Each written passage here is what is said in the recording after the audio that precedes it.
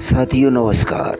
यहाँ श्री कृष्ण भगवान कहते हैं, योग शब्द किसका वाचक है, उससे मन विचलित हो जाना क्या है एवं श्रद्धा युक्त मनुष्य के मन का उस योग से विचलित हो जाने में क्या कारण है।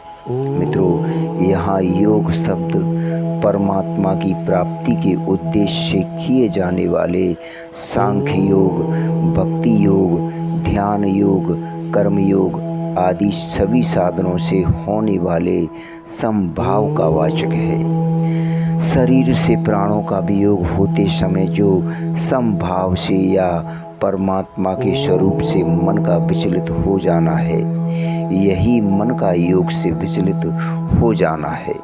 मित्रों, इस प्रकार मन के विचलित होने में मन की चंचलता, आसक्ति, कामना, शरीर की पीड़ा और बेहोशी आदि बहुत से कारण हो सकते हैं। साथियों, प्रश्न उठता है, योग संसिद्धिम पद किस सिद्धि का वाचक है और उसे ना प्राप्त होना क्या है।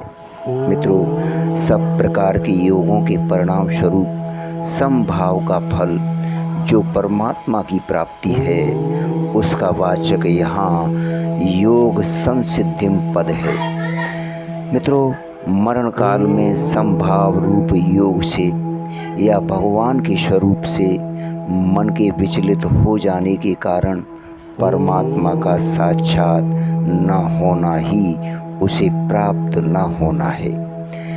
मित्रों, यहाँ प्रश्न उठता है, योग से विचलित होने का अर्थ मृत्यु के समय समता से विचलित हो जाना मानकर यदि अर्जुन के प्रश्न का यह अभिप्राय मान लिया जाए कि जो साधक कर्मयोग, ध्यान योग आदि का साधन करते करते उस साधन को छोड़कर विषय भोगों में लग जाता है, उसकी क्या गति होती है, तो क्या हानि है।